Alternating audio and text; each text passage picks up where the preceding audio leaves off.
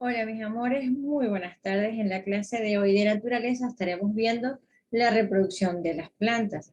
Comenzaremos durante todo este periodo a ver diferentes facetas de los procesos vinculados a la reproducción de las plantas, pero primero tenemos que saber qué es la reproducción. Es una característica de los seres vivos que permite la multiplicación de los organismos para dejar descendencia. Ahora bien, según el tipo de planta, hay dos tipos de reproducción. La sexual o por semillas, que ocurre mediante la unión de un gameto masculino y uno femenino, así como la asexual o vegetativa. Es decir, cuando una nueva planta se forma a partir de los tallos de las hojas o de las raíces. Específicamente tenemos los órganos reproductores de las plantas que varían si la planta es sin semilla o con semilla. Veamos, en el caso de las plantas sin semillas, la primera que vamos a ver el día de hoy es el musgo. El musgo es una planta extraordinariamente sorprendente. Tiene las características, su ciclo reproductivo, que se presentan, ya lo vamos a ver acá. Los musgos están formados por pequeñas plantas independientes. Son estas cositas que están acá. Se llaman gametofitos. Los gametofitos tienen órganos reproductivos llamados anteridios y arquegonios, donde se encuentran las células reproductoras. En el caso del anteridio, que es el masculino, contienen los espermatozoides, y en el caso del arquegonio, que evidentemente es el femenino, tienen la ovocélula. De manera tal que cuando los espermatozoides entran por esta vía y fecundan, la ovocélula comienza a desarrollarse el embrión inicial, que a su vez va a ir creciendo, desarrolla como un piecito y va ampliándose, ampliándose, ampliándose, hasta que se forma lo que se llama caliptra. Cuando la caliptra está lista, se abre y se liberan las esporas. Al soltarse las esporas, la cubierta empieza a desarrollar un rizoide y un pequeño brotecito que a medida que va creciendo forma un gametofito joven. El musgo son muchos, muchos, muchos de estos gametofitos, uno pegadito al otro. El musgo es una planta muy delicada y tiene muchísimos beneficios. Es muy importante saber que el musgo es extremadamente primitivo, al igual que los helechos. Son de las primeras plantas que existieron en la Tierra. Fueron de las primeras en independizarse del medio acuático y que lograron vivir en el medio terrestre. Son plantas de color verde intenso, muy pequeñitas, que carecen de órganos que les sirvan de soporte. Es decir, ellas no desarrollan unas raíces como las otras plantas. Por eso los gametofitos se mantienen uno al ladito del otro, porque es lo que les permite hacer como una especie de cobijita, de mantita. El musgo tiene como característica que puede brindar hogar y protección a una gran cantidad de animales, especialmente invertebrados, porque bueno, como el musgo es tan pequeño, pues simplemente los seres que viven en él son igualmente pequeñitos. Algunos insectos, algunos arácnidos, algunos moluscos y anélidos. También el musgo sirve de material para nidos, para algunas aves e incluso para algunos mamíferos. El picaflor, por ejemplo, o tucucito, como lo llamamos en Venezuela, utiliza musgo como parte importante de sus niditos. Ahora bien, en la época reproductora, en el extremo del caulidio, crece un pedúnculo, que bueno, lo que les estaba comentando, cuando simplemente se liberan esas células al espacio, que cuando se dispersan por el agua y por el viento, caen al suelo, germinan y dan nuevo lugar a nuevos musguitos. Ahora bien, es muy importante arrancar el musgo tiene daños importantes para el ambiente. Primero, el musgo es capaz, porque cuando ustedes tocan el musgo siempre está como babosito y húmedo, y eso es porque él logra retener hasta 20 veces su peso en agua y actúa como una especie de termostato. Él permite regular la cantidad de agua, y eso ayuda a mantener la, el suelo húmedo, sobre todo cuando ya el piso está seco cuando hay poca lluvia, pero el musgo contiene tanta agua que permite mantener hidratado a las capas del suelo y a las piedras, evita su erosión. También ayuda como germinador, ya que en algunas ocasiones, al caer las semillitas en el musgo, la cantidad de humedad que generan pueden ayudar a la semillita a desarrollarse como una nueva plantita. El musgo, en el caso de Venezuela, lo utilizamos muchas veces para decorar nuestros nacimientos en Navidad, nuestros pesebres. Pero resulta que el musgo tarda 7 años en desarrollarse. Es bastante para una planta tan chiquita. Pero evidentemente, como no se forma uno, sino que necesitan toda esa red, es muy importante evitar utilizarlo o desprenderlo porque le quita tanto a la flora como a la fauna oportunidad de desarrollarse. Ahora bien, otros que son muy antiguos en nuestro planeta son los helechos. Los helechos tienen una estructura llamada prótalo que contiene arquegonios y anteridios, que son sus gametos. Ahora bien, esas palabras son un poco raras, así que vamos a verlas una por una. En el caso del arquegonio, es el órgano reproductor femenino, tanto de las algas, de los hongos y otros tipos de plantas como los musgos y los helechos. Y en el caso del anteridio, es lo contrario, es el órgano reproductor masculino. En el caso específico de los helechos, hay muchísimas especies de helechos, pero todas tienen características muy similares a la hora de su proceso reproductivo.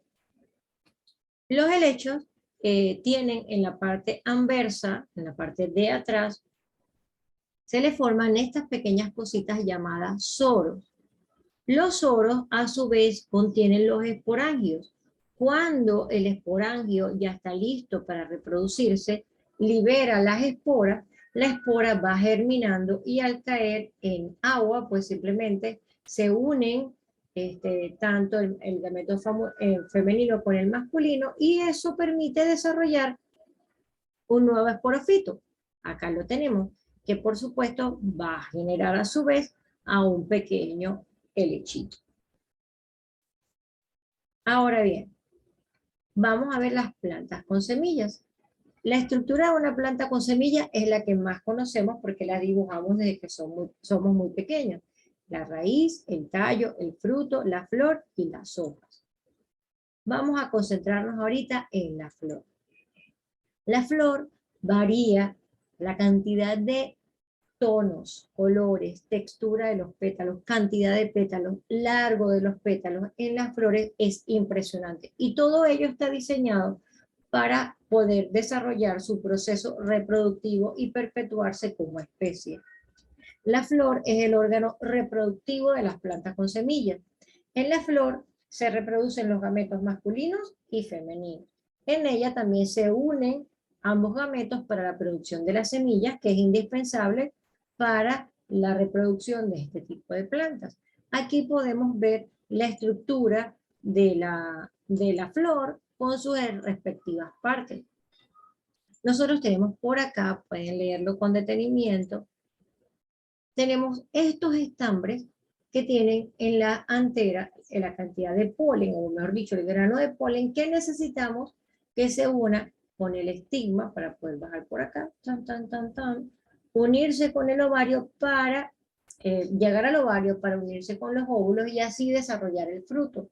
Esta zona que tenemos acá, que es el cáliz, es la partecita verde, es como un escudo. Está diseñado para protegerlo de manera tal que ahí pueda producirse el proceso reproductivo y sirva de base para el fruto que viene de manera posterior. Ahora bien, hay varios tipos de flores. Tenemos flores que se llaman hermafroditas. Se llaman así porque tienen tanto pistilos como estambres en la misma flor. En el caso de la cayena, tenemos una flor hermafrodita. Hay otras que tienen, que son femeninas porque solamente tienen pistilo y no tienen estambres. Y lo contrario a ellas, evidentemente, son las masculinas que no tienen pistilo y poseen sus respectivos granos de polen. En esta plantita, en esta florecita, las pueden ver aquí dentro. Dependiendo de las características de la flor y del elemento que sea que ayuda a su proceso de polinización, podemos ver cómo el proceso puede tener ciertas variaciones. La más común, en la que estamos más familiarizados, es con la abeja. La abeja, al hacer contacto con los granos de polen que está en esta plantita y pasa de una flor a otra, pues simplemente el grano de polen puede llegar y pasar, como pueden ver acá, hasta que se fecunda el óvulo para que comience el proceso de desarrollarse el fruto, dentro del cual hay semillas que después de ser ingeridos o simplemente caer en tierra y empezar su proceso de descomposición, las semillitas podrán entrar en contacto con la tierra para desarrollar una nueva plantita. Acá podemos ver por partes las diferentes etapas en las que se forma una planta con semilla. La primera es el proceso de germinación, cuando aparece la radícula, que es esta piececita que tiene acá. Después que se desarrolla, pues aparecen las raíces que evidentemente crecen hacia abajo y el tallo que comienza su ascenso hacia la parte superior, de la cual luego van a salir las primeras hojitas. A medida que las hojitas van creciendo, de igual manera, las raíces también van creciendo hacia abajo, de manera tal de fortalecer a la plantita y tener dentro de poco una planta adulta. Ahora bien, algunas cosas que no sabíamos de estas plantas. Por ejemplo, en el caso de los helechos, algunas hojas de helecho han quedado petrificadas en forma de fósiles que tienen nada más y nada menos que 360 millones de años. Aparecieron mucho antes que los dinosaurios. Son pues las plantas más antiguas de la Tierra y las más primitivas. Se considera que tienen alrededor de unos 420 millones de años. Ahora bien, como les comentaba, los helechos se reproducen por esporas. En muchas de nuestras casas vamos a ver helechos, sobre todo helechos colgados, pero resulta que hay unas especies de helechos que asemejan mucho a esos primeros que hubo, que son los helechos gigantes. En estas fotos ustedes pueden ver, comparar, mejor dicho, el tamaño de la persona con el tamaño de la hoja del helecho para percatarse que son helechos considerablemente grandes. Ahora bien, resulta que hay algunos animalitos que se llevan muy bien con el musgo, como el caso de las perezas. Las perezas, al pasar tanto tiempo quietas en superficies donde hay este musgo, desarrollan en parte de su pelambre pequeñas porciones de musgo. Y acá, si miran con atención, van a ver una pequeña ranita. Es muy pequeñita.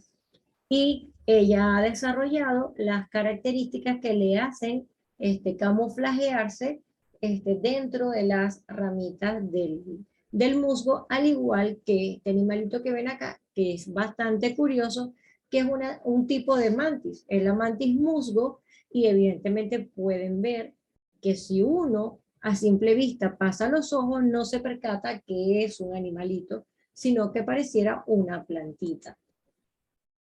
Algunas flores extrañas que vamos a ver acá y que luego explicaremos en clase son estas que tenemos acá.